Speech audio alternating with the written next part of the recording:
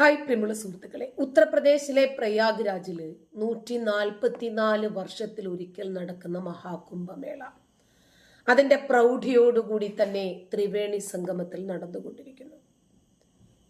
സാധാരണ 12 വർഷത്തിൽ ഒരിക്കൽ അർദ്ധകുംഭമേളയും 6 വർഷത്തിലൊക്കെ ഒരിക്കൽ കുംഭമേളയും മറ്റത് മഹാകുംഭമേളയും അങ്ങനെ വിവിധ ആചാര അനുഷ്ഠാനങ്ങളിലും വിശ്വാസങ്ങളിലും ഹിന്ദു സമൂഹം മുന്നോട്ട് പോകുന്നു. ആരെയും നിർബന്ധിക്കാറില്ല. നിങ്ങൾ എല്ലാവരും ഹൈന്ദവ ആഘോഷങ്ങൾ ആചാരങ്ങൾ പാലിക്കണമെന്നും എന്നാൽ മാത്രമേ നിങ്ങൾക്ക് ഈ രാജ്യത്ത് നിലനിൽപ്പുള്ളെന്നും എന്നല്ലെങ്കിൽ നാളെ ഇതൊരു ഹൈന്ദവ രാജ്യമാകുമെന്ന് പറഞ്ഞ് ഏതെങ്കിലും ഹിന്ദുക്കൾ ആരെയെങ്കിലും നിർബന്ധിപ്പിച്ച് ഹിന്ദുമതം സ്വീകരിപ്പിച്ചാൽ നമ്മൾ അതിനെയും എതിർക്കും. ക്രൈസ്തവ മതം സ്വീകരിപ്പിച്ചാൽ അതിനെയും എതിർക്കും. ഇസ്ലാം മതം സ്വീകരിപ്പിച്ചാൽ അതിനെയും എതിർക്കും. പ്രത്യേകിച്ച് ഏതെങ്കിലും ഒന്നിനെ പ്രത്യേകമായിട്ടൊരു കാഴ്ചപ്പാടോടുകൂടി കാണണമെന്നൊന്നും ഞങ്ങൾക്കാർക്കും യാതൊരു നിർബന്ധവുമില്ല. പക്ഷേ ഈ ലോകം മുഴുവനും ഇസ്ലാമിന്റെ കാൽ കീഴിൽ കൊണ്ടുവരണം എന്നത് ഇസ്ലാമിന്റെ കാഴ്ചപ്പാടാണ്, ഖുർആനിന്റെ ആഹ്വാനമാണ്. ഈ ലോകത്ത് മുസ്ലിങ്ങൾ മാത്രം മതി, ഇസ്ലാമിക ഭരണത്തിന്റെ കീഴിലാക്കണം എന്ന് ദൈവഗ്രന്ഥത്തിൽ എഴുതിയിരിക്കുന്നത് കൊണ്ടാണ് നമ്മൾ അതിനെ ശക്തിയുക്തം എതിർക്കുന്നത്. ഇപ്പോ ഹിന്ദുക്കളുടെ ആഘോഷങ്ങളെ മുസ്ലിങ്ങൾ ഇത്ര കണ്ട അസഹിഷ്ണുതയോടുകൂടി കാണേണ്ട കാര്യമില്ല. കാരണം ഇത് ഇസ്ലാമിക രാജ്യമല്ല, ഇതൊരു മതേതര ജനാധിപത്യ രാജ്യമാണ്. അതുകൊണ്ട് തന്നെ എല്ലാ മതവിഭാഗങ്ങൾക്കും അവരുടെ ആഘോഷങ്ങളും ആചാരങ്ങളും അവരുടെ സന്തോഷങ്ങൾ അവരുടെ അനുഷ്ഠാനങ്ങൾ അതുമൊക്കെയായിട്ട് വിശ്വാസങ്ങളുമായിട്ട് മുന്നോട്ട് പോകാൻ സ്വാതന്ത്ര്യമുണ്ട്. വിശ്വാസമില്ലാത്തവർക്ക് അത് പ്രചരിപ്പിക്കാനും സ്വാതന്ത്ര്യമുള്ള ഒരു രാജ്യത്താണ് നമ്മൾ ജീവിക്കുന്നത്. ഇപ്പോ മഹാകുംഭമേളയുടെ മറവിൽ ചില കോണുകളിൽ നിന്നും വന്നുകൊണ്ടിരിക്കുന്ന വർഗീയമായിട്ടുള്ള പ്രചരണങ്ങൾ സോഷ്യൽ മീഡിയ വഴി അതിശക്തമായി വളരെ വേഗത്തിൽ തന്നെ ഷെയർ ചെയ്യപ്പെടുന്നുണ്ട്. നമ്മൾ എന്തിനെയാണെങ്കിലും ഉള്ളതിനെ ഉള്ളതുപോലെ തന്നെ പറയും, ഇല്ലാത്തതാണെങ്കിൽ അതിനെ ആ രൂപത്തിൽ തന്നെ പറയും. ഇപ്പോ ഇല്ലാത്ത വസ്തുതയെ പൊലിപ്പിച്ച് വിമർശന വിധേയമാക്കുമ്പോൾ സ്വാഭാവികമായിട്ടും അതും നമ്മൾ എതിർക്കുക തന്നെ ചെയ്യും. ഒരു താടിയുള്ള വ്യക്തിയെ അസഭ്യം പറയുകയും ശാരീരികമായി ആക്രമിക്കുകയും ചെയ്യുന്ന ഒരു വീഡിയോ ഇന്റർനെറ്റിൽ വ്യാപകമായി പ്രചരിക്കുന്നുണ്ട്. തന്നെയുമല്ല, ബാനറിൽ മൂത്രമൊഴിക്കുന്ന ആളെ പിടികൂടിയതായി അക്രമികൾ പറയുന്നതും വീഡിയോയിൽ കേൾക്കാം.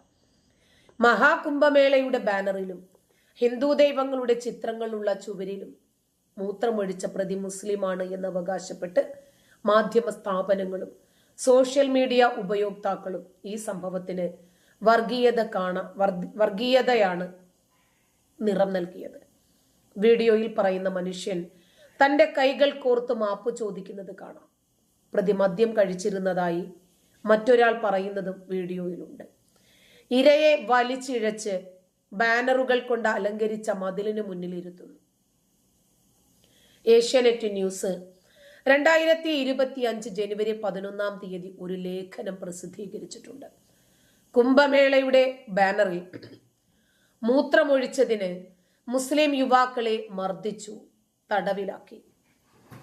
കുംഭമേളയുടെ ബാനറിൽ മൂത്രമൊഴിച്ചു എന്നാരോപിച്ച് ഒരു മുസ്ലിം യുവാവിനെ ജനക്കൂട്ടം മർദ്ദിച്ചതായിട്ടും റിപ്പോർട്ടുകളുണ്ട്.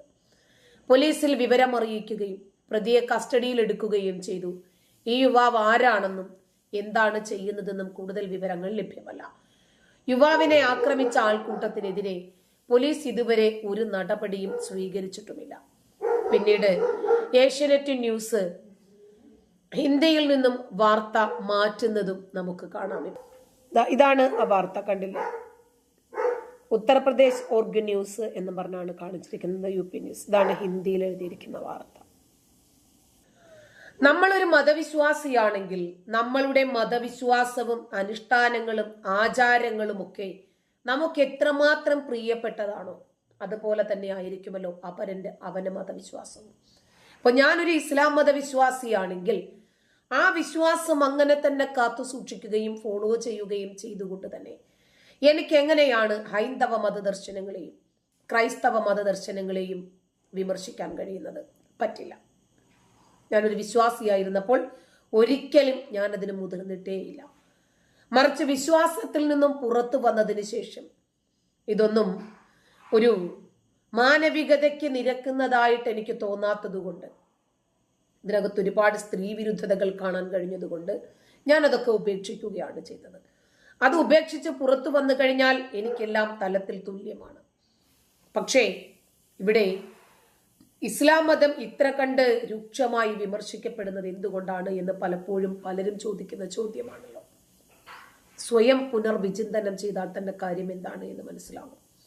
ഇസ്ലാം മതവിശ്വാസികളെ സംബന്ധിച്ചിടത്തോളം അവർ അവരുടെ വിശ്വാസം ചക്കരയാണ് എന്ന് പ്രചരിപ്പിക്കുകയും അപരന്റെ മതവിശ്വാസത്തെ കിണ്ടിയെടുത്ത് പുറത്തിട്ട് പോസ്റ്റ്മോർട്ടം ചെയ്ത് അവരുടെ മതവിശ്വാസത്തിൽ ഇന്ന ഇന്ന പോരായ്മകളുണ്ട്, അതുകൊണ്ട് ഇത് വിശ്വാസയോഗ്യമല്ല, യേശു ദൈവപുത്രനല്ല, അല്ലെങ്കിൽ ദൈവപുത്രനാണ്, പിഴച്ചുപറ്റ സന്തതിയാണ്, തന്തയില്ല, ഇതൊക്കെ പറഞ്ഞിട്ട് പ്രചരിപ്പിച്ചപ്പോൾ സ്വാഭാവികമായിട്ടും അവർ മുഹമ്മദിന്റെ തന്തയെ തപ്പിപ്പോയി. പോകാൻ എന്താണ് കാരണം? അതിന് നമ്മളാണ് കാരണം. അതേതാണ്ട് മുസ്ലിം പ്രഭാഷകർക്ക് തന്നെ, മുസ്ലിം പുരോഹിതർക്ക് തന്നെ വ്യക്തമായിട്ട് മനസ്സിലായിട്ടുണ്ട്. നമ്മുടേതു മാത്രം മുന്തിയതാണെന്നും മറ്റുള്ളവരുടേതൊക്കെ വിശ്വസിക്കാൻ പറ്റാത്തതാണെന്നും അവരുടെ മതവിശ്വാസങ്ങളിൽ ഇന്ന ഇന്ന പോരായ്മകളുണ്ട്, അവരുടെ വിശുദ്ധ ഗ്രന്ഥം എന്ന് പറഞ്ഞ് അവർ കൊണ്ടു നടക്കുന്ന ഗ്രന്ഥങ്ങൾ ശരിക്കു പറഞ്ഞാൽ ദൈവികമല്ല എന്ന തോതിലുള്ള ഒരുപാട് പ്രചാരണങ്ങൾ ഇവർ നടത്തിയപ്പോൾ ഇസ്ലാം മതവിശ്വാസത്തിന്റെ അടിത്തറ എന്താണ് എന്ന് ഹിന്ദുക്കളും ക്രിസ്ത്യാനികളും തപ്പിപ്പോയി. അവരത് മനസ്സിലാക്കുകയും അവർ അവരുടെ വിശ്വാസി സമൂഹത്തെ അത് ബോധവൽക്കരണം നടത്തുകയും ചെയ്തു. എന്തായിരുന്നാലും ഇസ്ലാം മത വിശ്വാസികൾ തന്നെ യാഥാർത്ഥ്യം എന്താണ് എന്ന് മനസ്സിലാക്കി അവർ തന്നെ മുസ്ലിങ്ങളെ ബോധവൽക്കരണം നടത്തുന്നുണ്ട്. ഇത് ഹിന്ദുക്കളുടെ കുഴപ്പമല്ല, ക്രിസ്ത്യാനികളുടെ കുഴപ്പമല്ല.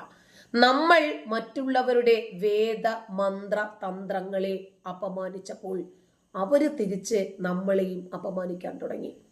അതിനിപ്പോ നമ്മൾ തെറ്റു പറഞ്ഞിട്ട് കാര്യമുണ്ടോ എന്ന് മുസ്ലിം പുരോഹിതൻ തന്നെ ചോദിക്കുന്നുണ്ട്. സ്നേഹ സംവാദത്തിന്റെ പേരിൽ മറ്റ് മതവിഭാഗങ്ങളുടെ വേദമന്ത്ര തന്ത്രങ്ങളെ അടർത്തിയെടുത്ത് വിമർശിച്ചതാണ് വലിയ കുഴപ്പം. പണ്ടതില്ലായിരുന്നു. ഒരു ഇസ്ലാമിക വേദിയിലും ഒരു മുസ്ലിം പണ്ഡിതനും ഗീതയെ അല്ലെങ്കിൽ മനുസ്മൃതിയെ ഉദ്ധരിച്ച് പരിഹസിച്ച് കളിയാക്കി പറയാറില്ലായിരുന്നു. അടുത്ത കാലത്ത് അത് തുടങ്ങി.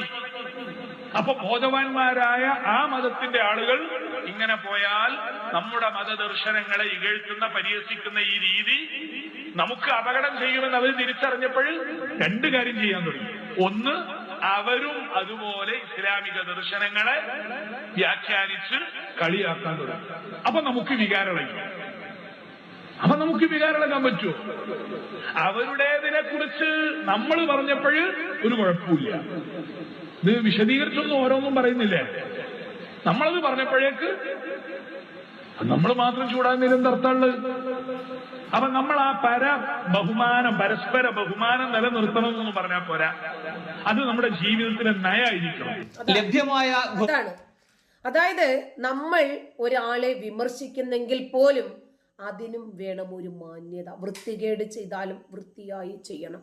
നമുക്കൊരാളെ വിമർശിക്കാം, നമുക്കൊരാശയത്തെ എതിർക്കാം, ഒരു വിശ്വാസത്തെ എതിർക്കാം, ഒരു മതത്തെ, മതഗ്രന്ഥത്തെ, എല്ലാത്തിനും അതിൻ്റെതായിട്ടുള്ള കോഡുകളുണ്ട്. ഞാൻ ഇസ്ലാമിനെ വിമർശിക്കാറുണ്ട്, ഗ്രന്ഥങ്ങൾ വെച്ചിട്ടാണ് വിമർശിക്കാറുള്ളത്. ഇസ്ലാം മത പ്രഭാഷകരുടെ പ്രഭാഷണ ശകലങ്ങൾ വെച്ചിട്ടാണ് വിമർശിക്കാറുള്ളത്. ആരുടെയും തന്തയ്ക്കും തള്ളയ്ക്കും വിളിക്കാറില്ല, പുലഭ്യം പറയാറില്ല, വൾഗറായിട്ട് അവരെ ഒന്നും തെറി പറയാറില്ല. ഓരോരുത്തരും പഠിച്ചതാണ് അവരവനും ചെയ്യുന്നത്. അപ്പോൾ ഇവിടെ കുംഭമേള പറ്റില്ല, ഹജ്ജും ഉംറയും അതുപോലെ നമ്മുടെ ഉറൂസുകൾ, നമ്മുടെ അഹ്ലെ നബിയുടെ ഒക്കെ പിന്നാലെയുള്ള ഒരുപാട് നൂറെ ഹബീബ് എന്നൊക്കെയുള്ള യാത്രകളുണ്ടല്ലോ, അതൊക്കെ പറ്റും. ഇതെങ്ങനെ ശരിയാവും? നമുക്കെല്ലാം പറ്റും, മറ്റുള്ളവർക്കൊന്നും പാടില്ല. അതുകൊണ്ടാണ് മുമ്പൊരിക്കല് ആറ്റുകാൽ ക്ഷേത്രത്തിന്റെ ഒരു ബാനർ, ഭാരതാംബയുടെ ഒരു ബാനർ തിരുവനന്തപുരം ജില്ലയിലെ മണക്കാട് പരുത്തിക്കുഴിയിൽ വെച്ചിരുന്നപ്പോൾ ഒരു മുസ്ലിയാക്കന്മാരായിട്ടുള്ള 2-3 കുട്ടികൾ വന്നിട്ട് അത് കുത്തിക്കീറിയ ചിത്രങ്ങൾ നമ്മൾ കണ്ടില്ലേ, വീഡിയോകളും. ഇവരുടെ ഉള്ളിലുള്ളത് അന്യമത വിരോധമാണ്. ഇവർ ദർസുകളിലായിരുന്നാലും അറബി കോളേജുകളിലായിരുന്നാലും മദ്രസകളിൽ നിന്നായാലും ഇവരവിടെ നിന്ന് പഠിക്കുന്നതൊന്നും മനുഷ്യനെ സ്നേഹിക്കാൻ ഉതകുന്ന വസ്തുതകളല്ല. മറിച്ച് മതത്തിന്റെ കണ്ണട ഉപയോഗിച്ച് മനുഷ്യനെ കാണാനും ആ രൂപത്തിൽ അവരെ വേർതിരിച്ച് ചിന്തിക്കാനും അങ്ങനെ കാണാനും അത് പ്രയോഗതലത്തിൽ കൊണ്ടുവരാനും ഉതകുന്ന വിദ്യയാണ് അവർ പഠിക്കുന്നതെങ്കിൽ അവരത് തന്നെയല്ലേ പ്രാവർത്തികമാക്കൂ. നന്ദി.